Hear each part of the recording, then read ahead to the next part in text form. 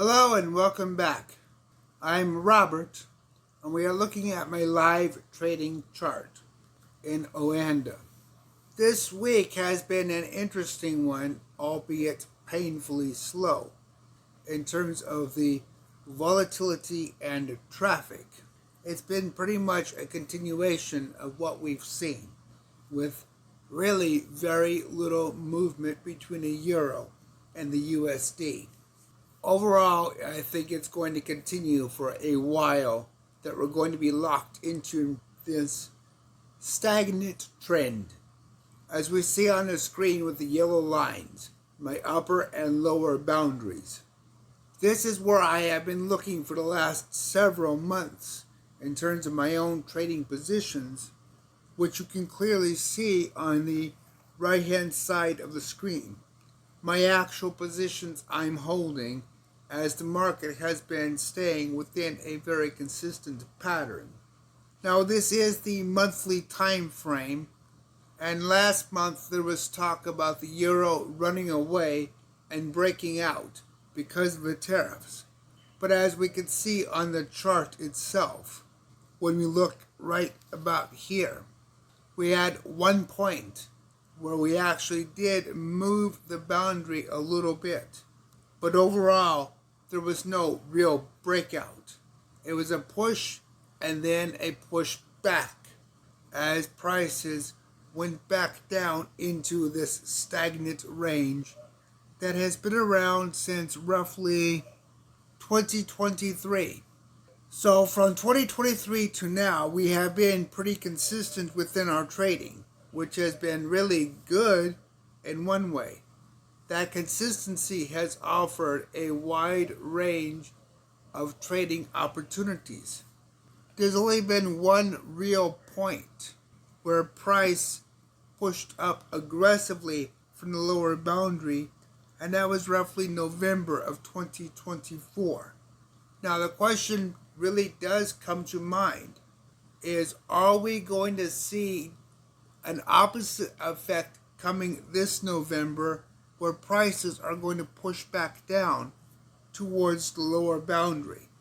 That is the euro going to collapse against the US dollar? There's a lot of speculation on that, and some say yes, some say no. But the one thing to remember about the euro is the euro isn't a representation of one country. It's a representation of every member state. Very few of these countries would actually be able to sustain against the US dollar directly. And we have seen that quite commonly with other markets. The realization of this, meaning that the euro against the US dollar isn't just a nation against a nation, like the French currency versus the German currency. It is an aggregate of countries against a single country. Arguably, it's 70% of the world's population in terms of currency moving. But it still shows the dynamic of the actual currency in play and the strength of the US dollar versus the euro in a one-on-one matching. Now that's not to say that there isn't economic issues all the way around, because there is.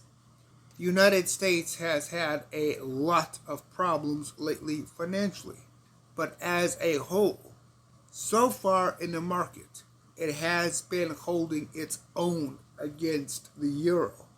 But if we look back historically, we can clearly see patterns and even sub-patterns within the market itself in terms of the buying and selling pressure between Europe and the United States. The tension between the two with regards to tariffs and other economic issues has had some impact, as we can see. But overall, I don't think that impact is going to be a long-term consequence the way it was predicted to be. When you look at the chart, and we go back to the November 2024 bullish push. I don't know if I would call that a consequence of the election versus a market correction, because overall the euro wasn't that strong then compared to what it is now. A lot of people are directly attributing this push to the election, but I don't get that in the financial indicators. We're not dealing with a single stock or a single country, a single company. We are dealing with countries, complete and total economies. So I don't see that as necessarily a long-term representation.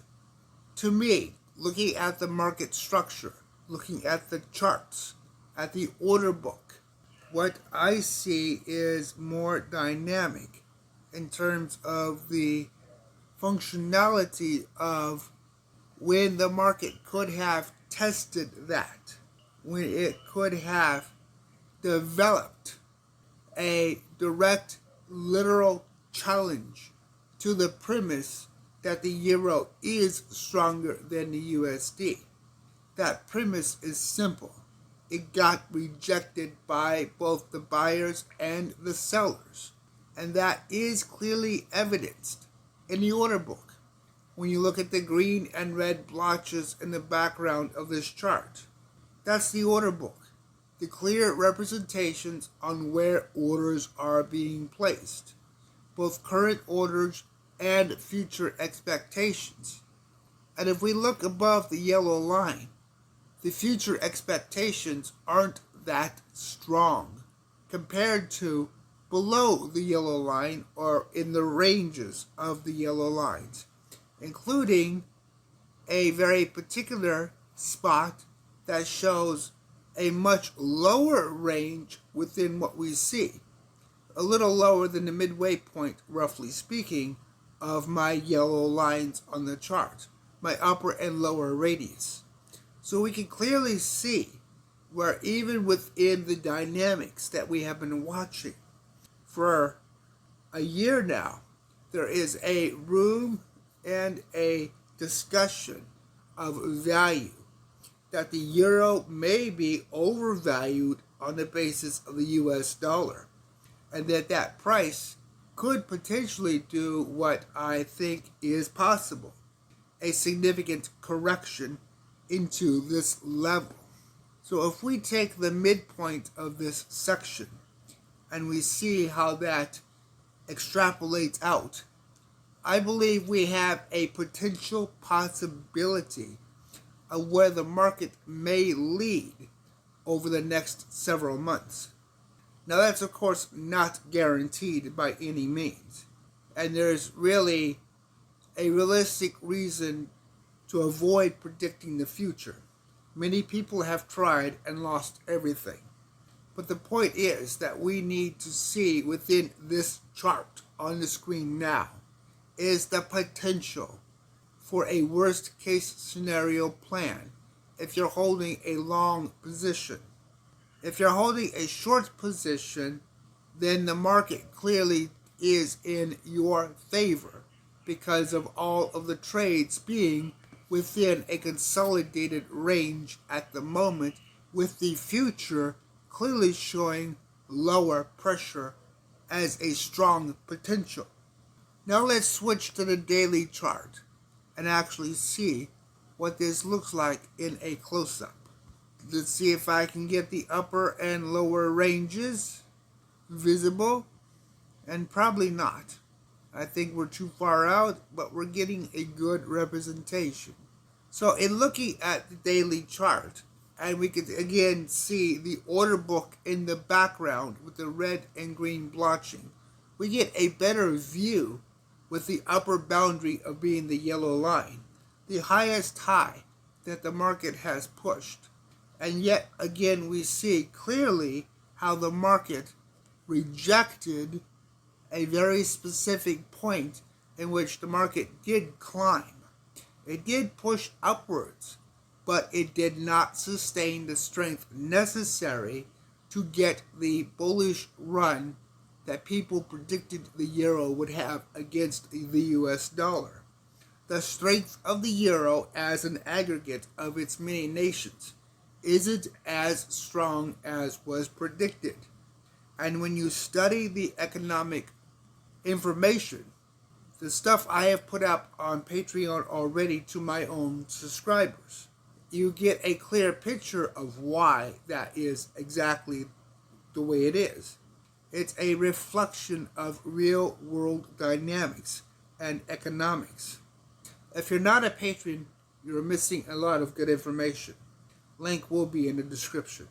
As we look at this map, as we look at this chart, and we see the pressure between the buying and the selling, it is very clear exactly where and what the market direction is going to be. There's very little room to doubt how things are going to proceed. And that, I think, is the whole point of the discussion that needs to be had in relation to where and how the euro is going to react to the US dollar in the coming winter months. For my own forecast and my own projection of my trading, I have definitely taken on a more conservative approach with this map, with this chart. And we can see that when you look at the distance of my trades. Particularly on the lower set, you see how close they are compared to how far away they are in the upper set. That has had an impact on my profitability, but it has also impacted my risk management. It's positioned me in a better place to be more risk adverse just in case the euro does try to test the upper boundary again. I don't think it will based upon what I see in the actual chart, in the actual order book of where buyers and sellers are interested. I think the euro is going to continue to remain in this stagnant zone that I have marked out with the yellow lines on my chart. I don't think it's going to go below the midpoint of this range anytime soon, but I don't think it's going to push the upper boundary too much either.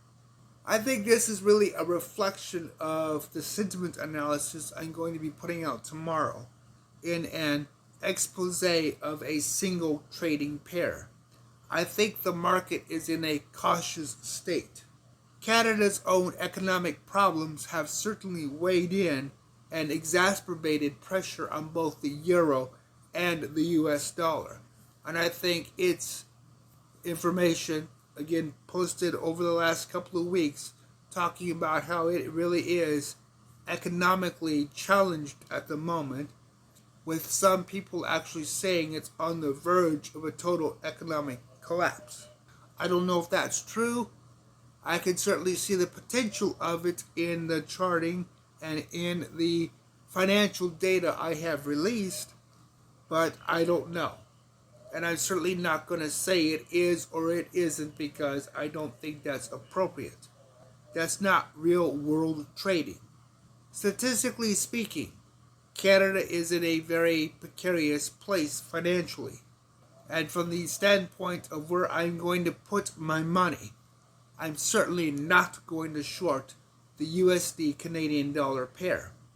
And to be honest, right now, I'm avoiding it just because of the tension in the market between the two countries in terms of the dynamics of the tariffs and border issues.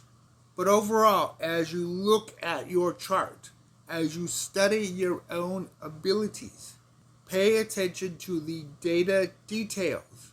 Because the one thing that is very clear on this chart, and let's see if I can actually get that zoomed in a little bit better.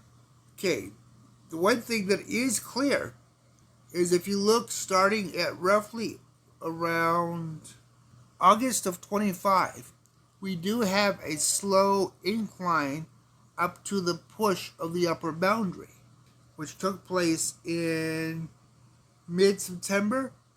That is an interesting slope. But from there, we see that it's been pushing downward. So, if you're into charting such as head and shoulders, we may have that kind of a situation now. I personally don't put much into that kind of a chart structure for my own personal trading, but there are a lot of investors that find that technique useful. From my perspective, this does tell me that I think the market has a very clear point of view, and I think that point of view is being expressed with the current price action.